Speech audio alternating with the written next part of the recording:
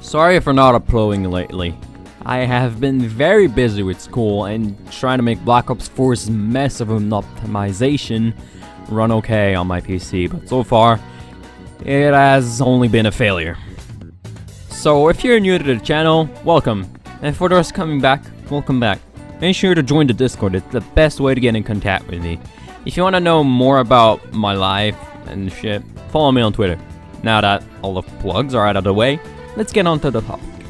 I wanted to make this video now, since I will probably change my laptop for a tower soon, and I would like to compare what I have now to what I will have in the future in 1 year or two.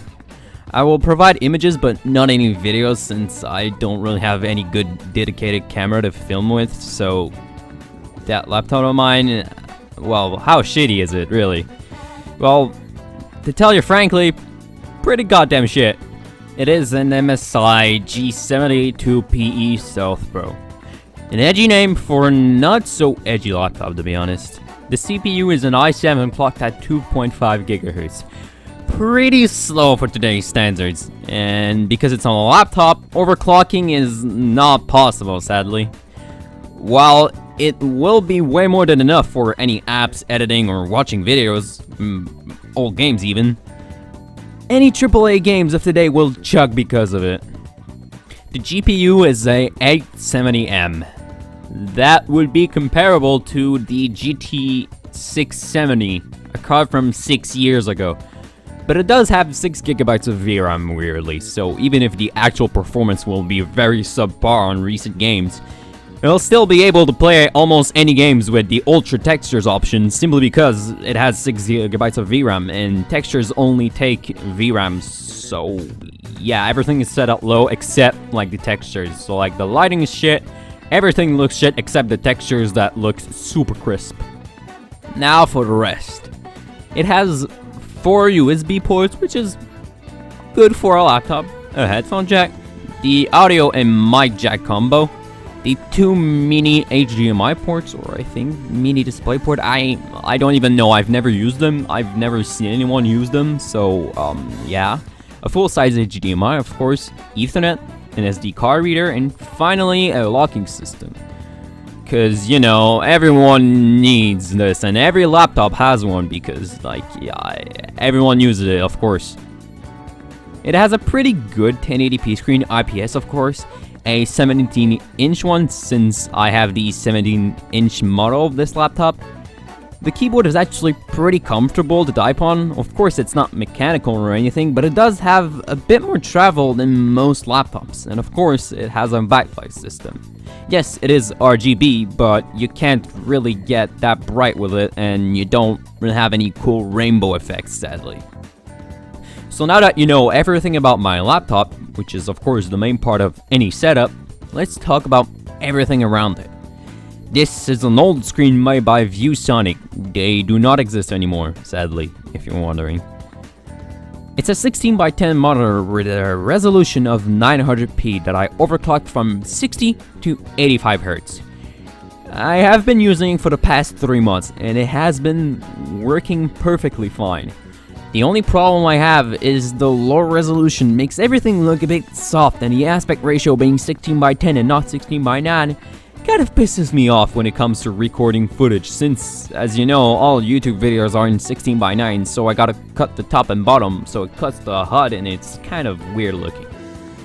The reason why the video right now you're watching is 16:9 and not 16:10 is not because I cropped it, of course. It is only because I found out that the computers at my school were better than my computer. So I went to the laboratory to basically record some footage with like Shadow Warrior 2 that I got on GOG. So yeah, that's why it's not 16:10 and 16:9. And probably a few videos in the future you'll watch will probably come from those computers. The keyboard I use is an old G15 from Logitech. It does have a backlight, though it's somewhat dim, but it's enough to see in the dark. It also has this little screen that can show information like the currently playing music on iTunes or Spotify. I use iTunes personally. Also on the screen there's a few buttons to increase, decrease volume, play, pause, back, and a forward button, and a stop button. Very useful when I'm listening to music while playing and I get a music I don't want. I just skip it easily. I can get that volume up, just lower the volume. I can do everything without like going back into the menu. This G15 itself is not a mechanical keyboard, but still a pretty good rubber key keyboard. And to be quite honest, I'm not a fan of the clicks from a mechanical keyboard.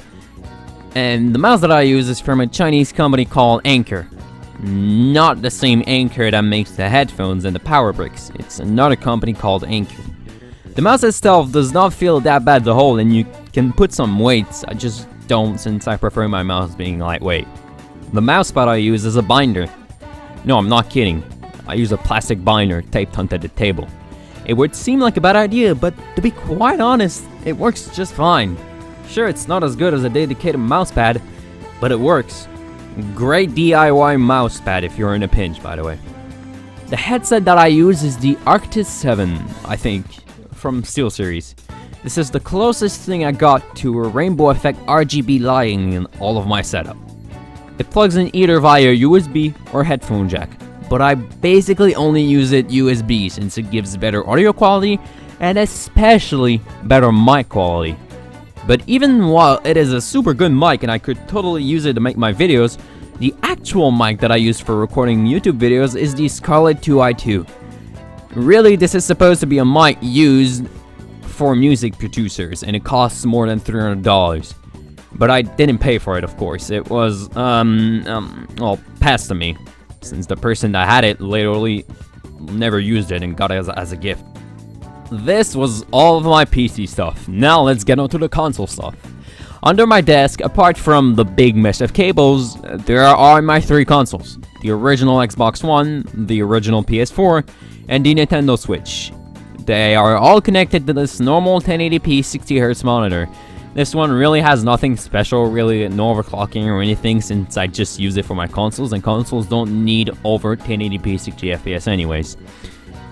What I do also have is an Elgato HD60, the wide version that was a limited edition about 1 or 2 years ago. Can't remember when I exactly got it. It's what every YouTuber uses for recording consoles. It's called a capture card for those who didn't know. Since all of my stuff I just talked about is under my bed, literally, I need to put my VR headset in another place in my room because of course I need to play staying up. The VR headset that I have is the Windows Mixed Reality. It really isn't the best, but it's certainly good for the price. A bit too plasticky for my taste though, but it works well enough. Lastly, there's this Chroma 14 that I mostly use for school. I say mostly, but I do write my scripts on it, so I guess it does count as in my setup.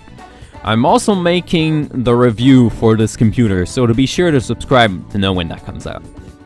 And that rounds up my setup. Pretty rudimentary and nothing fancy. No RGB lighting anywhere and nothing like Razer Chroma keyboards. Like, I'm not rich, and it shows.